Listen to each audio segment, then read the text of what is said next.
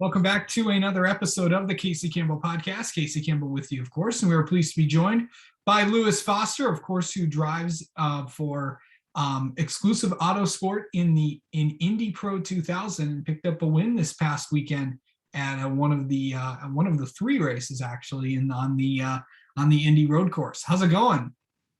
Yeah, it's all good, all good. Just finished the weekend, obviously in Indianapolis, like you said. But yeah, at the moment, like I said, I'm just at home recovering from the weekend. Yeah, so of course, let's talk about that. And of course, you're going to be heading there literally next week. So going past that weekend, what was that like for you to get your first win on this platform? I mean, it was great to get my first win in America. Obviously, I'd raced in the UK for several years and then raced in Europe last year. But yeah, coming to America, obviously, we didn't really know what to expect. As per se, it was a bit out of the usual for me. But yeah, I mean, the team and I worked really hard all through winter testing. So I knew that we had good pace, and I think that the win was inevitable. And it just came at a very good time at Indianapolis, and crossing the yard of bricks first is quite a special feeling. So for people that might not know, I should have asked this first. How did you first get in? First talk about how you got into racing, then I'll ask another thing. Well, I think it's pretty much every driver my age, young drivers, very similar story. It's all through parents. My family's got quite a deep history in racing. My granddad, he used to like work with karting pretty much. He did the rule book for karting back in the UK, back in the 60s and stuff like that, 60s and 70s. And then my dad, he did a bit of rally driving when he was a bit younger. And then he also did some touring car and GT racing in the early 2000s. But yeah, I was just chucked into a go-kart at the age of 5 by my dad. It was kind of a weekend thing, a bit of fun. And we only really started taking racing seriously, I would say 2-3 years ago. Up until that point, it was just a hobby. Really? So what kind of made it more serious? What kind of sparked that whole, maybe I want to do this for a living? Ultimately, it was down to my performance. I mean, you know, I did Ginetta Juniors, which is basically it's a UK series, and it's pretty much the equivalent of Mazda MX-5 in the UK, is what you guys have in the US. I did that when I was 14 to 15, so I did it for 1 year. And yeah, I mean, again, we went into that series, my first ever time driving a car. And we were expecting to do 2-3 years in it and just have a bit of fun, and you know, just it was kind of like karting but just a bit more extreme in an actual car for us, just a bit of fun. But then after the first year, I mean, I was rookie champion, I had the most points overall, came second in the championship. There was drop rounds, but I won't get into that. So yeah, basically just because I performed well, and I was actually me and my dad kind of realized that, hey, I've got a talent for this, then let's try and pursue it. And that's when I started taking it seriously and entered the single seater route. So obviously you race anywhere. How did you? Of course, you raced in England, which is where you're from. What kind of made maybe IndyCar the route for you? There's a lot of reasons that go into it. I kind of was warming to the idea of racing in the States towards the end of my British F3 career, or season, sorry. So back in 2020, towards the end of that year, I was looking at America and possible options. Realistically, I think the driver market in England and the way, not in England, sorry, in Europe, both in GTs and single seasons, is so cutthroat, and it's extremely difficult to get funding, especially when, you know, you're looking at very steep prices to do FIA F3 and FIA F2. Something that just wasn't really possible. Whereas, you know, the Road to Indy has a great support platform, especially with the sponsorship at the end of the year and the winning driver getting that prize money. That was one of the biggest things for me. Also, as a kid, you know, I had come to America before on holiday and stuff like that, and on vacation with my family. But I just wanted to experience something different. You know, I'd spent 18 years living in England and kind of doing the same thing. I just wanted to try something new. Lewis, for people that do not know, how old are you by chance? I'm 18. Okay. So I mean, you're 18. Are you currently living in Los Angeles? Are you living by yourself, or are you with your family, or Did your whole family Yeah. come with you?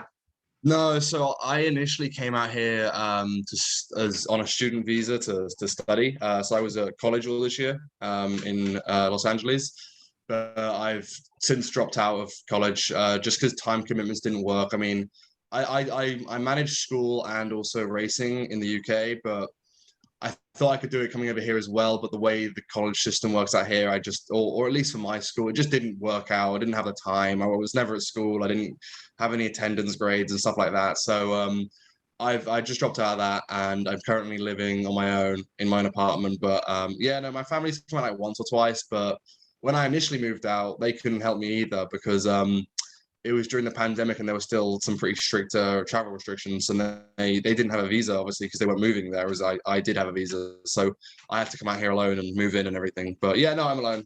I have friends, so I'm fine, but I'm living alone. So, yeah, I mean that's interesting for somebody that came to America. Now, how old were for clarification? How old were you when you came to America?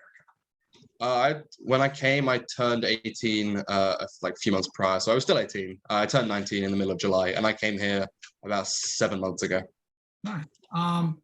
What's the biggest difference when you're here in America? There's a lot of things that are different than any other country that's out there. What's been the biggest difference for you?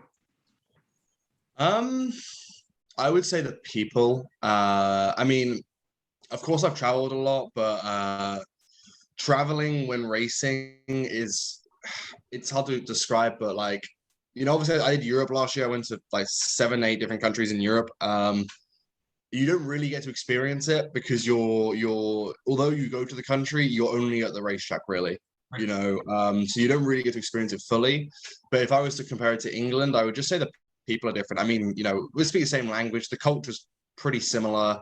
It wasn't too hard to adjust, but I would say just the way people act in general. British people tend to be a bit more reserved and keep to themselves a bit more, whereas Americans tend to be, from my experience, more outgoing and positive in a way. So no, I enjoy it here. It's nice. I've made a good group of friends, and yeah, I don't think I'll be moving back anytime soon. Los Angeles is a very interesting city. So you're on the West Coast, you're in California. I gotta ask, have you tried InNOut Burger? I have, yes. How do you like it? I have this argument with my friends quite a lot, actually. The argument between Shake Shack and InNOut. I kind of like Shake Shack more, but I also do like InNOut, and purely because InNOut is so cheap and still pretty good, I would probably pick InNOut over Shake Shack. But if I'm feeling fancy, I don't know if fancy is the right word because Shake Shack isn't particularly fancy. But if I want to splurge a bit more cash, an extra $5 or so, I'll go to Shake Shack. But no, InNOut is great and it's unbelievable how cheap it is. Now, if you go out to the Midwest or anything like that, which you'll do in the next few weeks, there's an equivalent to that. It's called, I don't know if you know what Culver's is, but you have to try it when you go out, especially when you go to Road America later in the year. Yeah. Of course, that's where they're based in Wisconsin. So, yeah. So you talk about living in California, living in Los Angeles, big city, lots of people, and traveling to all these different places. What has that been like for you? Because when you travel to all these different places, I know you've been to Florida, you've been probably a lot of places, and also Alabama as well. What has it been like to travel to all these different places in the U.S.? It's been interesting, honestly. This country is stupidly big, if I'm being honest. It's very big. Coming from England, where you drive north to south is like 7 hour drive, maybe tops, and I thought that was long. I mean, whenever we used to do car journeys in the UK, if it was a 3 hour drive, I'd be like, oh, that's so far. Here now in America, a 3 hour drive is like nothing.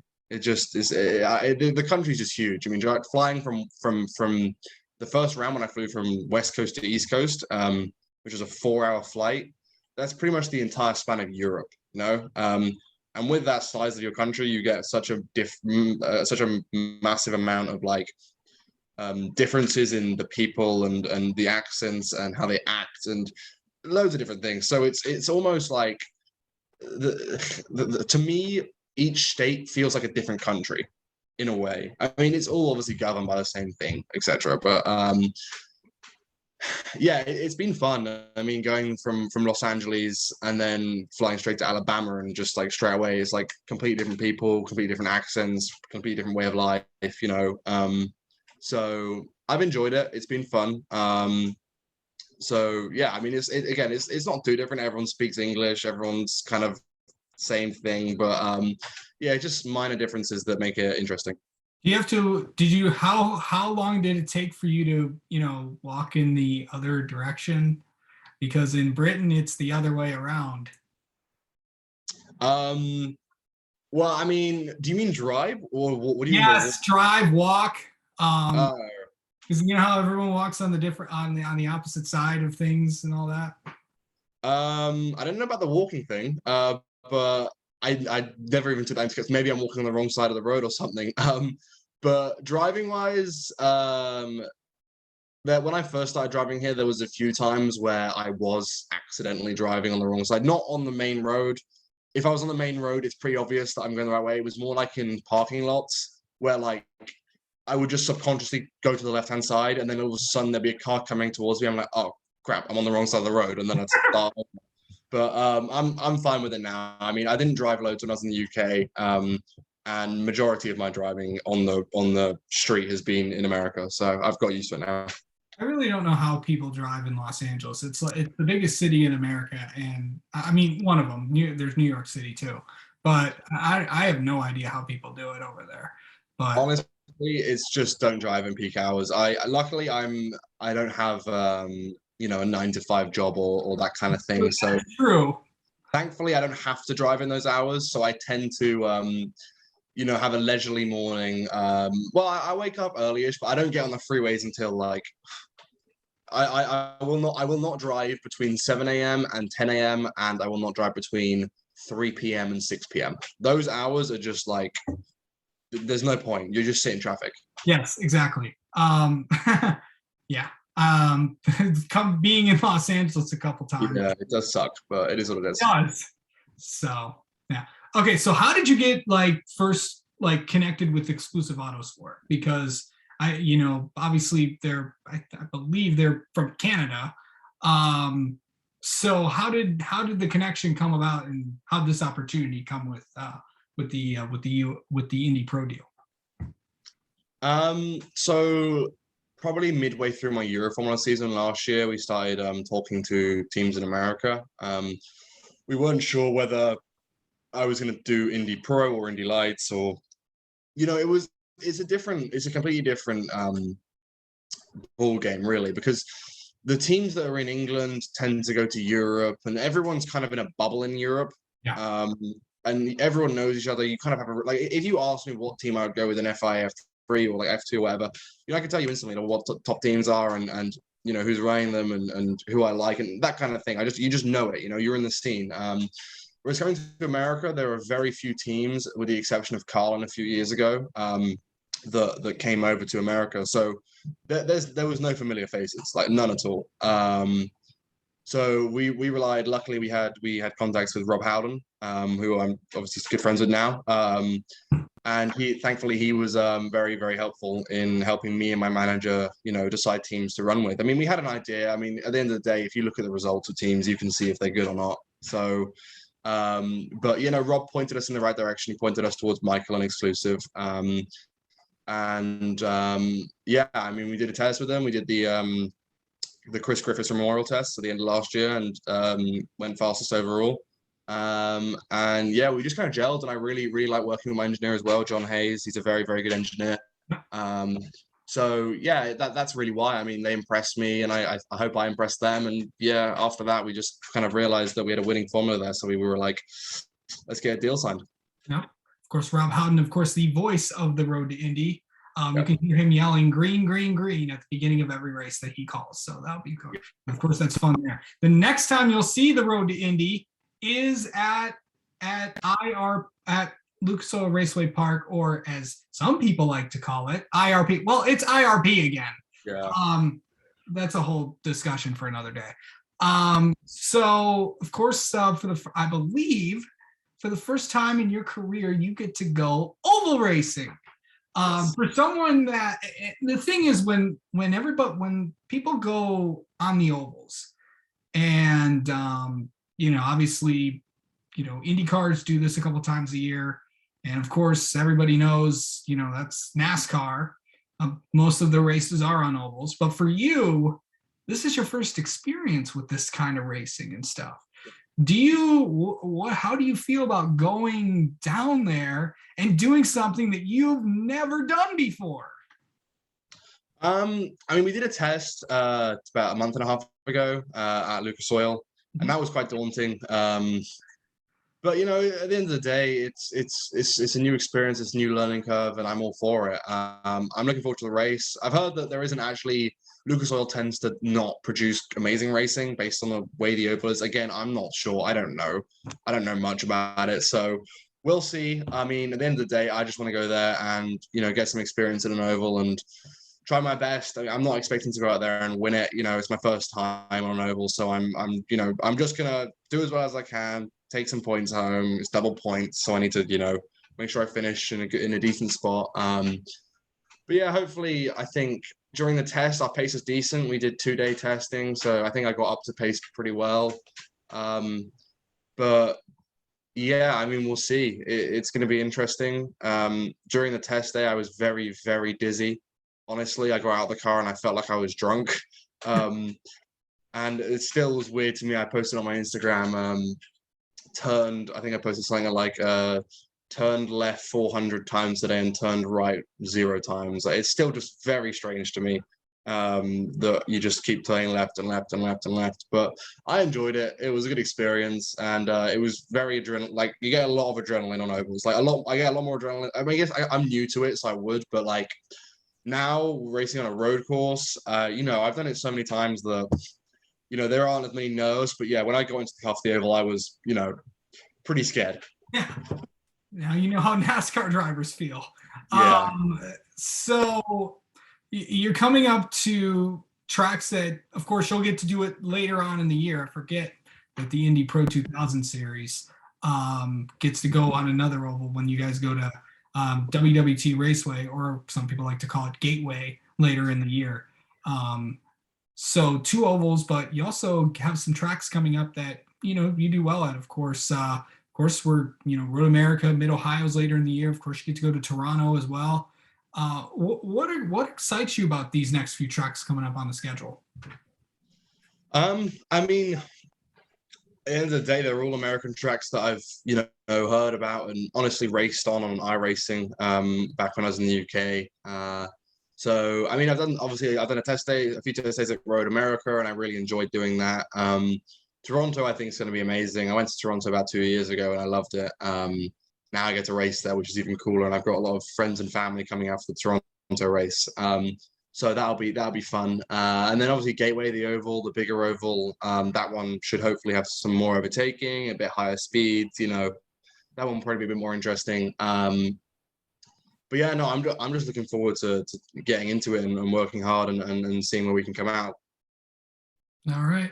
Well, Lewis Foster, thank you so much for coming out and talking with us, and good luck at IRP in a few weeks. No worries. Thank you for having me.